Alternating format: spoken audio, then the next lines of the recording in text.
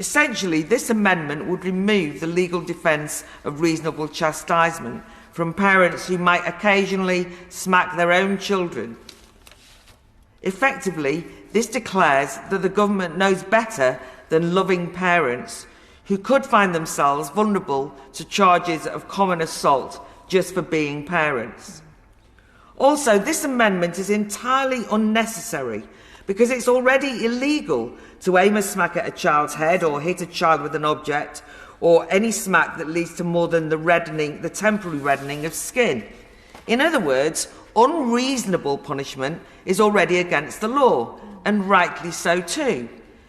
The amendment states that, and I quote, "Battery of a child cannot be justified on the grounds that it constitutes reasonable punishment." And of course, battery can't be justified on the basis of reasonable punishment. But think about that use of that word battery. It conjures up horrors, doesn't it? Yep. And why was that word used in this amendment?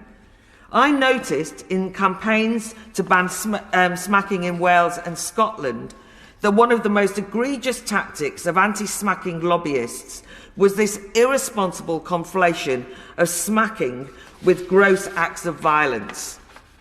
This rhetorical trick is shameless and shamefully distorts intention and context.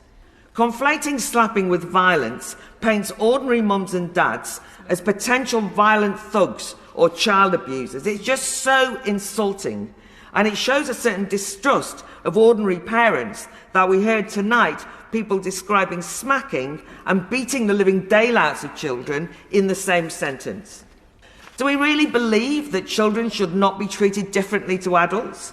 In the real world, parents do many things to their children that they wouldn't dream of doing to another adult. When you order a child to bed, you don't order adults to bed, do you? When you check whether your child's bottom is clean, you wouldn't do that to an adult. Children, we do treat differently to adults, especially our own children. If you confiscate your teen's Xbox or phone, we don't consider that theft because of the context.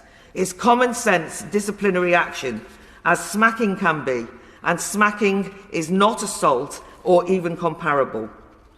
So, my lords, I hope you agree with me that parents are better placed to judge when and how to discipline their offspring than any number of NGOs, even if they come waving state-approved parenting manuals full of best practice checklists and count to 10.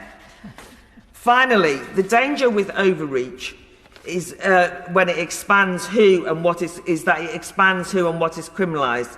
And as I've warned several times during this bill, and as the noble Baroness Hoey pointed out, this could open the floodgates to complaints of minor incidents to police and social services and overwhelm already overstretched services. When I argued this in Wales in relation to the debate there, I was assured that the legislation was not about criminalising parents, but sending a message. But politicians can't change the criminal law and expect the police and courts not to enforce it. It's not a communication strategy. But also, the Scottish Government encouraged the public to phone 999 if they witnessed any parents smacking their child, and have also distributed leaflets aimed at children, urging them to report on their parents. Can you imagine how divisive that is, how demoralising and damaging it is to family life? And how does it protect children if the law undermines parental authority? If families are ripped apart by damaging police investigations because a child was smacked? And I think it would discredit the whole concept of domestic abuse as well as child abuse if, under this bill, we were to treat smacking as assault and do ourselves an assault on family coherence. The majority of families are joyous places of solidarity and socialising children that are sometimes messy, sometimes argumentative, sometimes a bit of shouting, sometimes the odd smack, but they are largely full of love. This amendment suggests otherwise and should be rejected.